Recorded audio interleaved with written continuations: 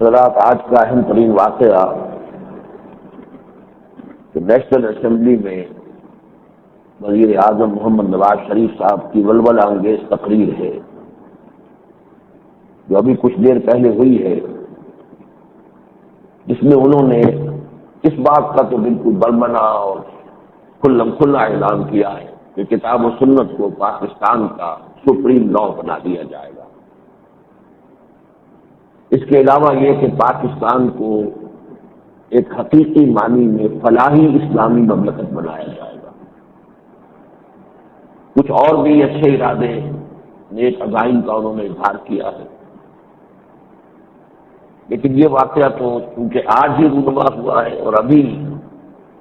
جو اصل دل ہے وہ سامنے نہیں آیا، لہذا اس کے بارے میں مجھے زیادہ ابھی گفتگو نہیں کرنی ہے۔ بعض اس کے بارے میں اگر وقت ملا تو میں باتیں اختتام پر عرض کروں گا۔ ان دنوں کا ایک بہت اہم واقعہ جو ہوا ہے، جو ملکی سطح پر بھی ہے، علاقائی سطح پر بھی ہے، بین الاقوامی سطح پر بھی ہے، عالمی سطح پر بھی ہے، وہ جو افغانستان اور سوڈان پر کروز میزائل کے حملے اور اس کے ساتھ ساتھ پاکستان پر کروز میزائلوں کی بارش، اس لیے کہ ایک تو پہلے ملا تھا، ایک کی خبر آج اور مل گئی ہے، تو گویا کہ یہ معاملہ کوئی ایک کا نہیں، ابھی ہو سکتا ہے اور کبھی پتہ چلے۔ ان کے ذریعے سے اصل میں کروسیڈز کے ایک نئے دور کا آغاز ہو رہا ہے۔ یہ کروز اور کروسیڈ، ان کے درمیان جو ایک لفظی مناسبت ہے، صوتی آہنگ ہے، اس کو ذہن میں رکھیے۔ وہ صلیبی جنگیں جو شروع ہوئی تھی 10ویں 11ویں صدی، پھر اس کے بعد اس کا جو ایک دور اب شروع ہوا ہے جس کے اندر خلیج کی جنگ جو ہے، جس میں ایک بڑے اہم سنگ میل کی حیثیت رکھتی تھی، اس کا ایک نیا مرحلہ ہے اصل میں،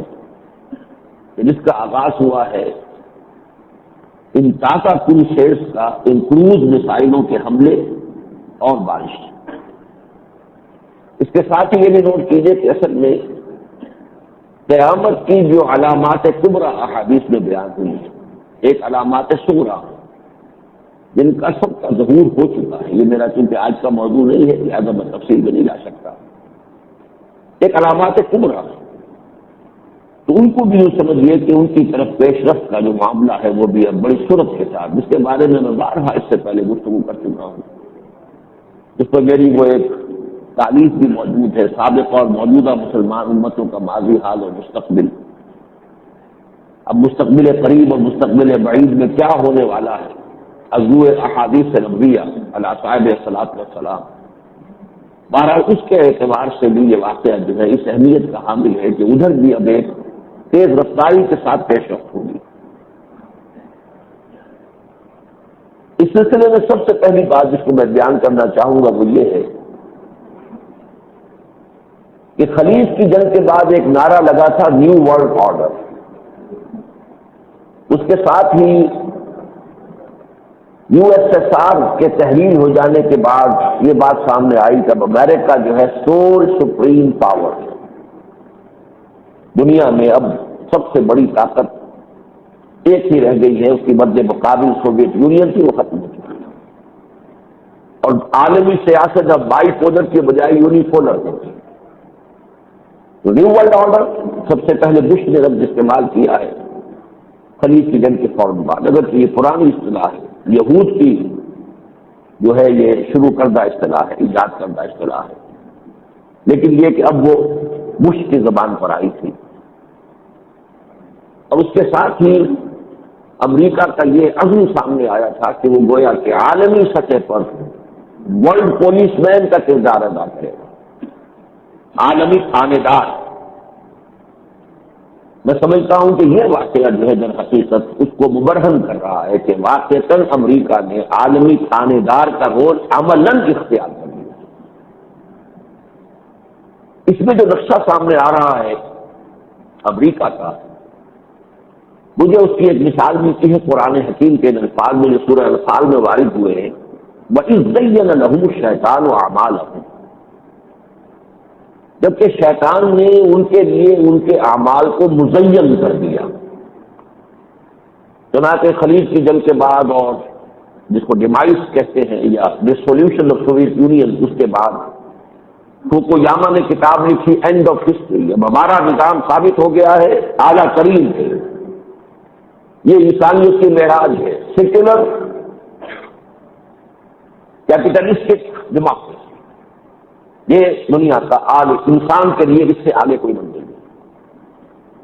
یہ گویا کہ بالکل وہی بات ہے، زین لہم الاعمال شیطان و اعمال، جبکہ شیطان نے ان کے لیے ان کے اعمال کو مزین کر دیا۔ ہماری تہذیب، ہمارا نظام، یہ گویا کہ انسانیت کی معراج ہے، اب اس سے آگے انسانیت کے لیے کوئی اور ترقی کی منزل نہیں۔ ساتھ ہی الفاظ آئے وَلَا فَقَالَ لَا غَالِبَ لَكُمُ الْيَوْمَ مِنَ النَّاسِ، شیطان نے یہ پٹی بھی پڑھا دی، آج پوری نوع انسانی میں کوئی تم پر غالب نہیں آ سکتا۔ لا غالب لکم اليوم من الناس، وہ صورتحال اس وقت جو ہے وہ امریکہ کی ہے، وہ سمجھتا ہے کہ میں سول سپریم پاور ارتھ ہوں اور اس کے حوالے سے میں گلوبل پولیس مین کا کردار ادا کر سکتا ہوں۔ وَإِنِّي جَارٌ لَكُمْ، شیطان ساتھ ہی کانوں کے اندر جو ہے وہ پھونکے مارتا رہتا ہے کہ تمہاری جو طاقت ہے وہ تو ہے، میری طاقت بھی تمہارے ساتھ رہے گی، میں تمہارے ساتھ تمہاری مدد کروں گا۔ جس کو کہ ولیم رائٹر نے جو کتاب لکھی تھی تقریباً نصف صدی قبل، پونز ان دی گیم، اس میں لیوسیفر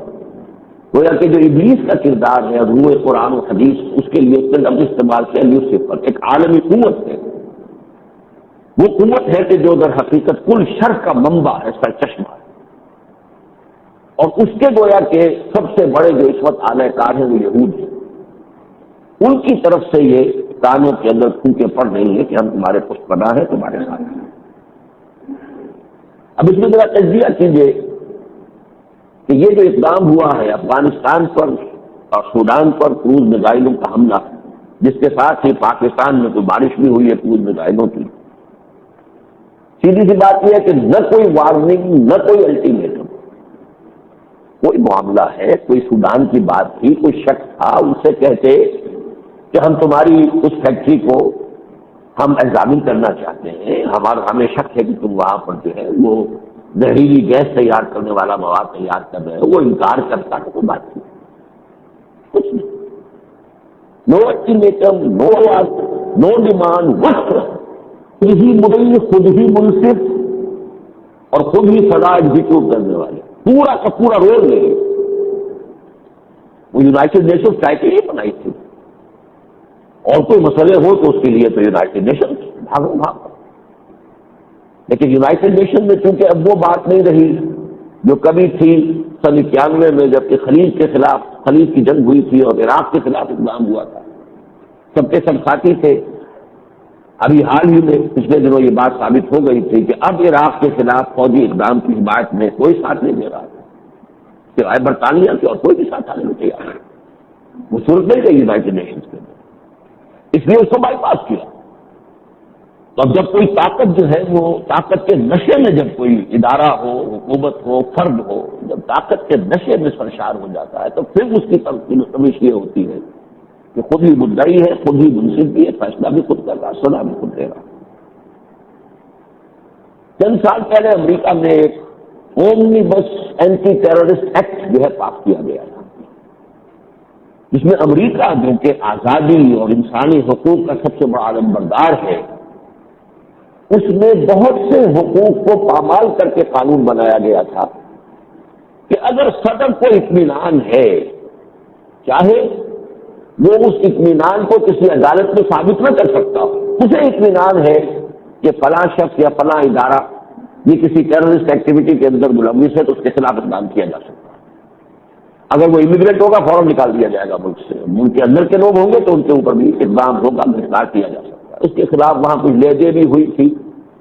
جس شکل میں وہ لانا چاہتے تھے اس میں تھوڑی سی ترمیم بھی کرنی پڑی تھی۔ وہ اینٹی ٹیررسٹ ایکٹ جو انہوں نے وہاں بنایا، وہاں تو پھر بھی ایکٹ بنا کر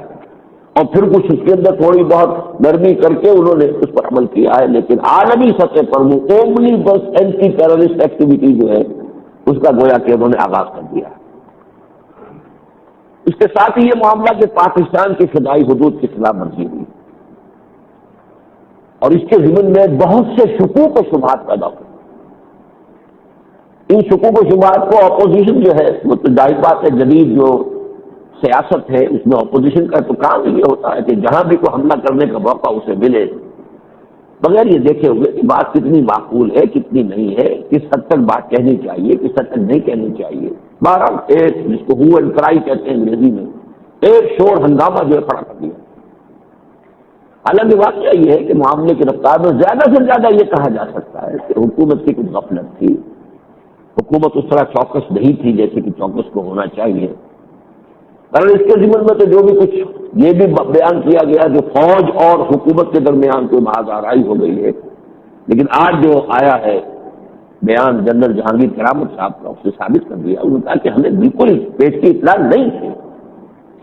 تو این وقت پر جنرل رالسٹن آیا ہے, اور کل میری گفتگو ہو رہی تھی اپنے ساتھی سے, وہ چونکہ وہ بھی اس پر مشرف تھے کہ نہیں ان کو اطلاع دی گئی اور ان سے اجازت لی گئی, اس کے بغیر یہ کام نہیں ہوا.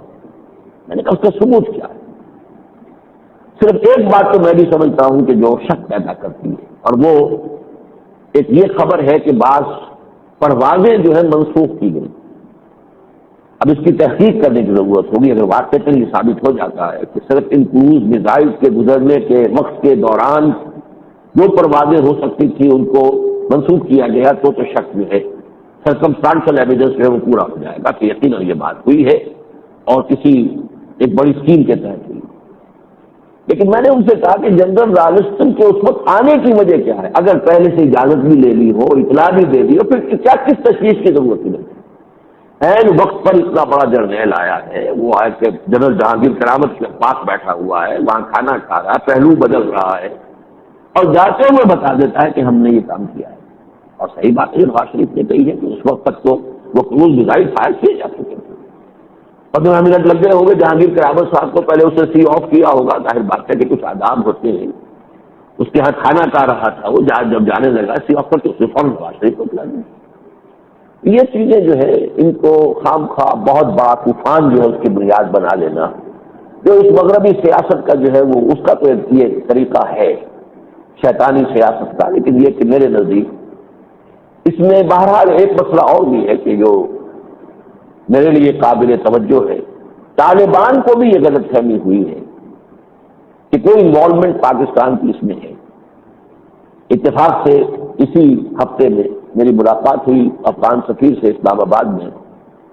ان سے میں نے جب پوچھا ان کا ہمارے پاس ثبوت کوئی نہیں ہے. کچھ شک کا سا انداز انہوں نے بھی کیا تھا, کچھ الفاظ استعمال کیے تھے زومانیین, جس سے میں نے سمجھا کہ وہ اشارہ کر رہے ہیں کہ شاید اس میں کوئی پاکستان کا بھی دخل ہے, پاکستان کے علم میں. یہ میں نے بعد میں ان سے پوچھا, میں نے کہا کہ آپ گھبرائیں نہیں, میں کہیں اس کو بیان نہیں کروں گا, میرے کان میں بتا دیجیے کہ کیا بات ہے. کہنے نہیں ہمارے پاس کوئی ثبوت نہیں ہے.